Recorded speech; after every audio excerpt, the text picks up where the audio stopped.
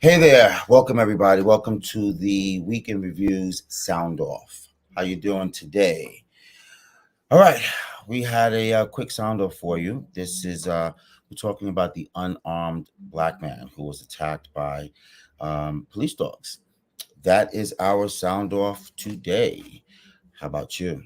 First, let's bring in our co-host, Mr. Jeremy Baker. Hey, Jeremy. What's going on, everybody? How are you today? Hope everybody's having a good day. Don't forget, obviously, to like and subscribe. I'm going to say it now before I forget, because once I get to talking, all hell breaks loose. I Yes, lose sir. track of shit real easy. So, Yes, sir. Yes, sir. All but right. this is crazy, man. I can't believe we're talking about police brutality again. It feels like This is it's absolutely crazy, and if the circumstances just continuously change. It's always something a little different from before. So this time, it's a dog that's being released upon a black man for absolutely no reason. So we have this gentleman. His name is Jadarius, if I'm saying it right. Jadarius Rose, 23 years old, and he said that he was about to comply with them, but did not feel safe with stopping. He parked his truck. He parked his truck at that point, and he was unarmed, and that is like one of the points to this. He was unarmed, and he even said they're trying to kill him. He said they are trying to kill him. Okay, let's roll this tape, Jeremy. We're gonna witness first exactly the situation of how police were following this gentleman in the truck, pulling him over, and then we'll take it from there. Roll it. yeah, and I could probably tell you exactly why he was afraid right here in the first video. So July 4th, Jackson County, Ohio. A case report shows a highway patrol officer in a marked vehicle tried stopping the driver of this big rig for a missing mud flap. The man behind the wheel, later identified by authorities as 23-year-old Jadarius Rose, drives on, and a chase begins. About 20 minutes into the pursuit, the big rig is seen rolling to a right there in the bottom left corner of the screen, dude's pointing an AR-15 at the guy. So you have a black man who, I mean, we've gone over this repeatedly. Obviously, that anytime a black person gets pulled over, it's like they have to fear for their life in this country. And that is ridiculous. And having Now, an AR-15 pointed at you. Now look at this picture here. Okay, you have an AR-15 pointed at a truck that's what, 100, 200 feet away. Okay, but at the same time, if and when that person goes to the media and says, I'm in fear of my life, I'm not understanding, based on this picture alone, why is that hard to believe? Why is it hard to believe that the black man or black men are not in fear of their lives? And look at this picture. He's aiming an AR-15 at a truck. He hasn't even seen who's in there. We showed in our last video, we showed a clip. The guy moved his arm and got killed. So you mean to tell me somebody, and that was by a handgun, you mean to tell me somebody's going to put an AR-15 at you on a traffic stop? Of course you're going to fear for your life. And you heard what they said, what it's over, a missing flap. Is that one of those rubber things that goes behind the tire? Yeah, they have to have them in the back so they don't kick rocks back up on everybody's windshields and stuff. So And I get it. I understand that. That is the law. Does it require an AR-15? No, that's excessive right there. I mean, seriously. So, let's play the rest of the video and see what happens. Stop. Get out of the truck! But that lasts only a few seconds. The driver continues to flee, and officers stay on him for another 8 minutes. He took off again. We're heading northbound. It wasn't until police used tire deflation devices We're stopped. that the chase came to a slow but dramatic and disturbing stop. So yeah, he did leave again, and then of course that caused a ruckus. So they called backup, but then it gets so much worse. Like this And- did not have to happen. I'm sorry. And we'll say, for the record, we'll say him leaving the scene of a crime or whatever, leaving the scene is not right. Right? It's not Right. I mean, that's breaking the right. law. You're running from the cops at that point. Yes, Right. that's Okay. bad. So that was not good to do, and that is definitely not advised to do. But in the events that followed, I'm not understanding how they're equal. If this gentleman said he did what he did because he's afraid or he holds some type of fright, why is it not understandably believable that he said that? Whereas if a cop said, "I'm in fear of my life, I had to shoot him," that's believable. That you can believe just like that with no problem, but not believe what the black man said. It's wrong. It's hypocritical. No. It's wrong, and it's And the it's reason wrong. I honestly why I think it's wrong, and the next video will show it. That one cop wanted to release that goddamn dog. I'm Obviously. sorry. The state troopers were trying to stop him. Don't Yes. release the damn dog, they say. Yes, And he we does heard him. anyway. You can hear him clearly in the video say that multiple times. Why isn't the police department no communication? They didn't hear him allegedly. Play that I clip. mean, yeah. Let's everybody be the judge for themselves. Do not let them. Don't release the dog. Do not release the dog with his hands up. Do not release the dog with his hands up. Do 3 not times release the said. dog 4 with his times. hands up.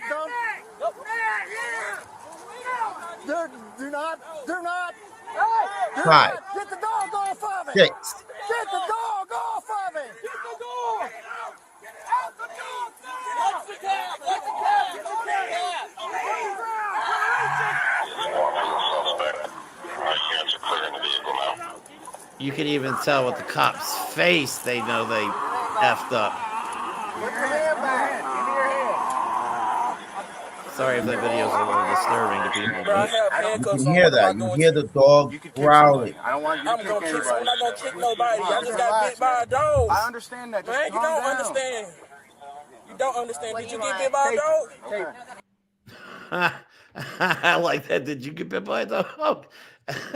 I mean, seriously, like this stuff's got to stop. This has to stop. We can't have a country like this. I mean, we have to have cops. Unfortunately, I'm not a fan.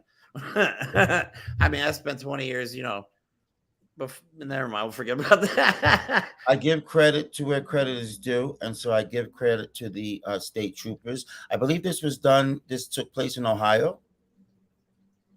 Yes. Yeah. Okay. Ohio. I give on the credit to highway. the Ohio state troopers that realized that was wrong.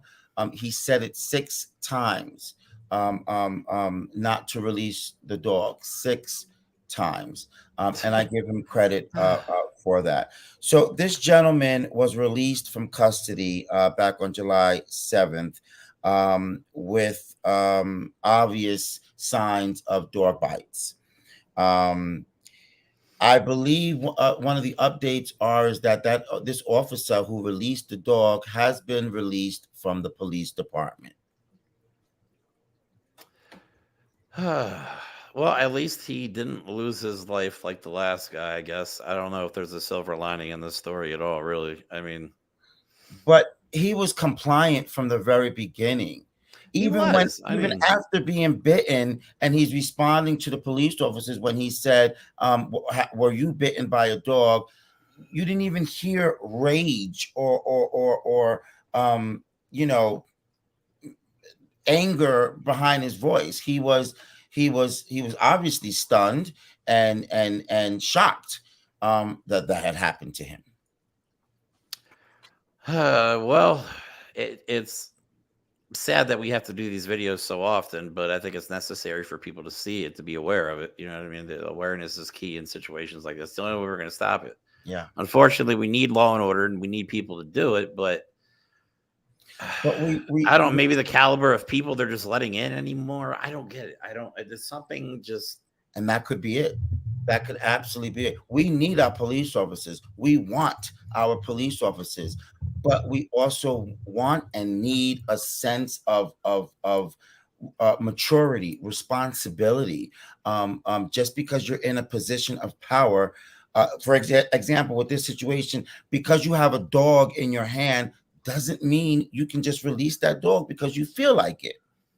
Right. Typically, what's Especially if your life and the lives of your fellow officers are not at stake. exactly. Exactly. There's no threat. I mean, typically the next step would be, hey, lay on the ground. You know what I mean? That would have been so easy. So see how easy that would have been avoided? Lay on the ground. Done. Right. Situation solved. Nobody gets hurt. Like And it it's makes you think, if if they didn't have a canine there, would this black man be dead? Would have he been shot? I mean, this like you said, I mean, it's so.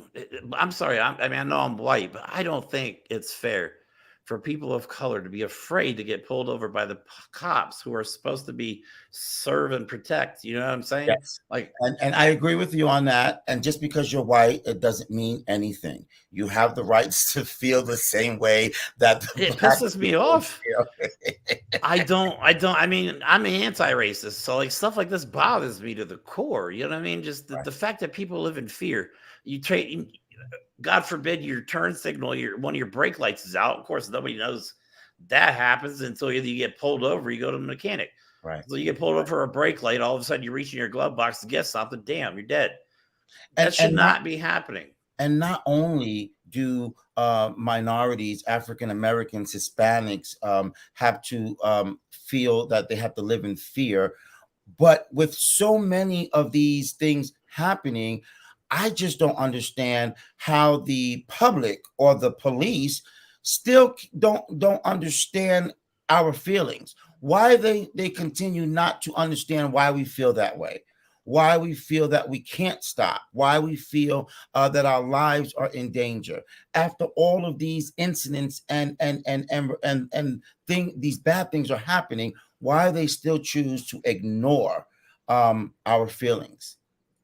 You know, I just thought of something. Every time I've ever been pulled over, and this is so unfair for me to say, but the one thing I've never had to do is fear for my life. I mean, the only time I was ever scared when I got pulled over is like when I had weed in the car, like before weed was legal. Oh, you know what I mean? But I've never had to fear for my life. Well, that's so sad. My God, that's the difference with the color of our skin, because when I get pulled over, I have to make sure that I have my license and my registration in my hand right away, so I don't have to go looking for it when he comes up to me. Right. I I mean, have to because make God sure that forbid you my have to hands reach. are in view, right? I got to make sure my hands are in view that they can see, and I have to make sure that my demeanor, my attitude is not threatening or intimidating. Yes, officer. No, officer. May I ask, officer, why am I being pulled, officer? Pulled over. Let me see your license registration. Yes, officer. Here you go. Like you've got to be. I don't want to say kiss ass, but you've got to show a non-threatening attitude in order to not be in fear of your life. It's not right. Shit gives me chills, Meanwhile, dude. That still bothers me. yeah. It's not Meanwhile, right. I'm It's not right. wondering if a white guy such as yourself, if you curse at them and you're ignorant, do you still I've get been to drive ignorant to a away? cop before. I mean, I absolutely have, and nothing's happened to me. You still get to drive Luckily, away. but I mean, there's probably a couple times I got close, but I mean, still, there's probably if it was a different situation, like you and me talk about, if I was a different color, that situation may have gone down a lot differently. And I hate to say that, but that's reality in America right now. You know what I mean? And I was Yeah. told a long time ago by an amazing woman named Lana Quest to abuse my white privilege. So that's what I'm going to do. I'm going to speak out against stuff like this, and I'm going to say exactly, I'm glad we did this because now we have your perspective and my perspective on the whole situation. So I mean, hopefully that clarifies. Like it's messed up, and I mean, how far gone are we? Can we stop stuff like this? Like, how do we even stop this? No, we are past far gone, but that doesn't mean we still can't fix it. we still can fix it. But we need more folks like you. We need more people on the other side, more white people to agree and understand what the Black people continuously go through. We're And out the there. more that we have that, the better we'll get closer to this being not happening as often as it is. I mean, I think we can get there, but we're going to have to fight through a lot of hate first. And people are going to have to realize that they're going to have to speak out. It's coming a time in this country where you can't be quiet anymore. You know what I mean? We need to be louder than them. Right. And that goes for more than just one situation, one topic. Absolutely. Everything with this country. Thank you, Jeremy. Thank you for the sound off. I appreciate no it. problem. Don't forget to please follow, like, and share the Esteban Hour. The weekend review is on Mondays at 11 a.m. and the Esteban Hour podcast airs on Friday at 8 p.m. If today you are here to see it, then today is a good day. If you have an accomplishment or goal that you've achieved, don't forget to say to yourself, this is how we do it.